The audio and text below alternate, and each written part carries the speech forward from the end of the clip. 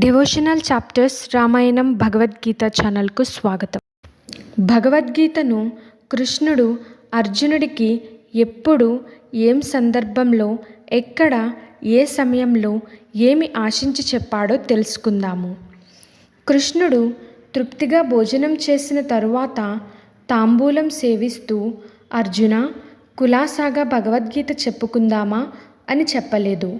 లేక వ్యాహాలికి వెళ్ళినప్పుడు తీరిక సమయంలో చెప్పలేదు. ధర్మానికి ప్రతిరూపం అయిన ధర్మరాజుకు చెప్పలేదు. పితామహుడు భీష్ముడికి చెప్పలేదు. నీతి కోవిదుడు విదురుడికి చెప్పలేదు. కేవలం అర్జునుడికి మాత్రమే చెప్పాడు. అది యుద్ధం ఇంకా సేపట్లో జరగబోతోంది అనగా చెప్పాడు. అర్జునుడి మనసు సంఘర్షణలతో క్షుభితం అయినప్పుడు చెప్పాడు. తాను యుద్ధం చేయను అనే నిర్వేదం అర్జునుడిని ఆవహించినప్పుడు చెప్పాడు. నాకు ఏమీ తోచడం లేదు. ఏ నిర్ణయమూ తీసుకునే శక్తి నాకు లేదు. నన్ను నీ శిష్యుడిగా స్వీకరించి నాకు కర్తవ్యం ఉపదేశించు అని అర్జునుడు పూర్తి శరణాగతి అయిన తరువాత చెప్పాడు. నాను శోచంతి అనే పదంతో మొదలుపెట్టి మా శుచ అనే పదంతో పూర్తి చేశాడు. అంటే ఏడవద్దు అని అర్జునుడి కన్నీళ్లు తుడిచాడు. మనలో కూడా అనునిత్యం మంచి చెడుల మధ్య జరిగే సంఘర్షణయే భారత యుద్ధం. మంచి పాండవులు అయితే చెడు కౌరవులు. మనలో సంఘర్షణ తలెత్తినప్పుడు నివారణోపాయము చూపేది భగవద్గీత. మన కన్నీళ్లు తుడిచి ఏడవకు, ధైర్యంగా ఉండు అని వీపు తట్టి ప్రోత్సహించేది భగవద్గీత. భగవద్గీత పూజలో పెట్టుకొని పూజించే గ్రంథం కాదు. భగవద్గీత చదివితే పుణ్యం వస్తుందని, స్వర్గ సుఖాలు ప్రాప్తిస్తాయని, సరాసరి మోక్షం వస్తుందని చదవకూడదు. భగవద్గీత కేవలం మోక్షానికి మార్గం చూపుతుంది. ఆ మార్గంలో నడవాల్సింది మనం. ఇప్పుడు మనం భగవద్గీత పూర్వాపరాలు పరిశీలిద్దాం. భరతవంశంలో ధృతరాష్ట్రుడు, పాండురాజు అనే ఇద్దరు అన్నదమ్ములు ఉన్నారు. వారు హస్తినాపురానికి అధిపతులు. పెద్దవాడు ధృతరాష్ట్రుడు, పుట్టిగుడ్డి. ఆయన భార్య గాంధారి. పాండురాజు వీరుడు. అందుకే పాండురాజు హస్తినకు రాజయ్యాడు. పాండురాజుకు ఇద్దరు భార్యలు, కుంతి, మాద్రి. పాండురాజు శాపవశాత్తు భార్య సంగమానికి దూరమయ్యాడు. భార్యలతో సహా అడవులకు వెళ్ళిపోయాడు. దుర్వాసుని మంత్రప్రభావంతో కుంతికి యుధిష్ఠిరుడు, భీముడు, అర్జునుడు అనే పుత్రులు, మాద్రికి నకుల సహదేవులు అనే కుమారులు కలిగారు. హస్తినలో గాంధారికి సుయోధనుడు, దుశ్శాసనుడు సహా 9 కుమారులు కలిగారు. పాండవులు సత్వగుణ సంపన్నులు, సకనశీలురు, ధర్మపరులు. 9 తమ్ములు, అన్నమాట జవదాటరు. తల్లి మాటకు కట్టుబడి వారు 5 పాంచాల రాజకుమారి ద్రౌపదిని వివాహం చేసుకున్నారు. దుర్యోధన, దుశ్శాసనులు మొదలగు కౌరవులు మొదటి నుండి తమ దయాదులు పాండవుల మీద ద్వేషం పెంచుకున్నారు. దుర్యోధనుడు పరమలోభి. ఎదుటివారి ఉన్నతిని చూచి సహించలేడు. అసూయ, ద్వేషము, దురభిమానము, గర్వము అతని సహజ లక్షణములు. తన మాటే చెల్లాలనే తత్వము, అంతా నాకే కావాలనే దురాశ. సహజంగానే దయాదుల మధ్య రాజ్యాధిపత్యం కోసం పోరు మొదలైంది. రాజ్య విభజన జరిగింది. పాండవులకు ఎందుకు పనికిరాని కాండవప్రస్థం ఇచ్చారు. వారు దానిని ఇంద్రప్రస్థంగా మార్చుకున్నారు. రాజసూయ యాగం చేశారు. ధర్మరాజు చక్రవర్తి అయ్యాడు. అది చూచి ఓర్వలేకపోయాడు సుయోధనుడు. వారి రాజ్యం ఎలాగైనా కాజేయాలని అనుకున్నాడు. దానికి తన మేనమామ కుటిలుడు అయిన శకుని సాయం తీసుకున్నాడు. ద్యూతక్రీడకు పాండవులను ఆహ్వానించాడు. ఓడించాడు, అవమానించాడు.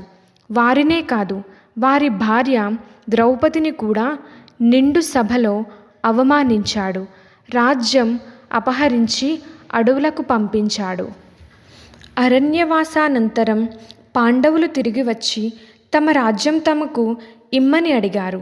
ద్రుపద పురోహితుని శ్రీకృష్ణుని రాయబారం పంపారు. అటు నుండి సంజయుని ఉలూకుని రాయబారం పంపారు. ఎవరి వాదన వారిది. చేతనైతే యుద్ధం చేసి తీసుకోండి, కానీ సూదిమను మోపినంత కూడా ఇవ్వను అని ఖరాఖండిగా చెప్పాడు దుర్యోధనుడు. ఆ విధంగా యుద్ధం అనివార్యమైంది. శ్రీకృష్ణుని సేనలు దుర్యోధనుడికి, శ్రీకృష్ణుడు అర్జునుడికి దక్కారు. అర్జునుడికి సారథిగా ఉండడానికి అంగీకరించాడు శ్రీకృష్ణుడు. లోకంలో ఉన్న రాజులంతా రెండు పక్షాలుగా విడిపోయారు. పాండవులు వారి మిత్రపక్ష రాజుల సైన్యం 7 అక్షౌహిణులు అయితే, కౌరవులు వారి మిత్రరాజుల సైన్యం 11 అక్షౌహిణులు. కురు పాండవులకు యుద్ధం జరగబోతోంది అని తెలిసి వ్యాసుడు ధృతరాష్ట్రుని వద్దకు వచ్చాడు. యుద్ధం చూస్తావా, దివ్యదృష్టి ఇస్తాను అని అడిగాడు వ్యాసుడు. ఇక్కడ మరొక చిక్కు కూడా ఉంది. ధృతరాష్ట్రుడు పుట్టుగుడ్డి. అతడు తన కుమారులనే గుర్తుపట్టలేడు. ఇంకా పాండు కుమారులను ఎలా గుర్తుపట్టగలడు? ఎవరు ఎవరిని చంపుతున్నారో తెలియదు. కాబట్టి ధృతరాష్ట్రునికి దివ్యదృష్టి ఇచ్చినా ప్రయోజనం లేదు. ఈ విషయం దాచిపెట్టి అన్నదమ్ముల పోరు, వారి చావు చూచి తట్టుకోలేను అన్నాడు గుడ్డిరాజు. యుద్ధ విశేషాలు చెబితే వినాలని ఉంది అని అన్నాడు. వ్యాసుడు ఆ పనికి సంజయుని నియమించాడు. సంజయునికి ఇతరుల మనసులలోకి దూరి వారి మనోభావాలు తెలుసుకునే శక్తి, ఎక్కడికైనా మనోవేగంతో పోయే శక్తి, యుద్ధ రంగంలో తిరుగుతున్న ఎటువంటి అస్త్రశస్త్రములు తగలకుండా ఉండే శక్తిని ప్రసాదించాడు. యుద్ధమంతా చూచి వచ్చి ధృతరాష్ట్రునికి చెప్పమని ఆదేశించాడు. సంజయుడు శిరసావహించాడు. సంజయుడు వెంటనే యుద్ధభూమికి వెళ్ళాడు. 10 రోజులు యుద్ధం చూశాడు. భీష్ముడు అంపశయ్య మీద పడిపోయాడు. ఆ విషయం చెబుదామని వ్యాసుడు ఇచ్చిన శక్తితో యుద్ధభూమి నుండి క్షణంలో హస్తినకు వచ్చాడు. ధృతరాష్ట్రునికి భీష్ముని అంపశయ్య గురించి చెప్పాడు. పెదతండ్రి పతనం వార్త విన్న ధృతరాష్ట్రుడు మూర్ఛపోయాడు. తేరుకున్నాడు. అసలు ఇదంతా ఎలా జరిగింది అని అడిగాడు. ఆ అడగడంతోనే భగవద్గీత ప్రారంభమవుతుంది. ధృతరాష్ట్రుని ప్రశ్న గీతలో మొట్టమొదటి శ్లోకం. మనమంతా కూడా గుడ్డివాళ్ళమే. అజ్ఞానం అనే అంధకారంలో పడి గుడ్డివాళ్ళ మాదిరి కొట్టుకుంటున్నాము. ఏం జరిగింది? ఏం జరుగుతోంది? మనం ఇలా ఎందుకు ఉన్నాము? మనకు మనమే ప్రశ్నించుకోవాలి. అప్పుడే మనకు గీత చదవాలని, వినాలని జిజ్ఞాస కలుగుతుంది. గీతను కృష్ణుడు అర్జునుడికి బోధిస్తే అర్జునుడితో పాటు విన్న సంజయుడు ధృతరాష్ట్రుడికి తాను విన్న గీతను పూసగుచ్చినట్టు చెప్పాడు. మనమందరం కూడా సంజయుడు లాంటి గురువు వద్ద నుండి గీతామృతాన్ని వీణుల విందుగా పానం చేద్దాం. ఇంకా భగవద్గీతలోకి ప్రవేశిద్దాం. మొత్తం భగవద్గీతలో ఉన్న అధ్యాయాలు, శ్లోకాలు అన్నీ సులభంగా అర్థం చేసుకోవాలి, తెలుసుకోవాలి అనుకుంటే ఇప్పుడే devotional chapters Ramayanam Bhagavad Gita DCRBG ఛానల్ని సబ్స్క్రైబ్ చేసుకోండి.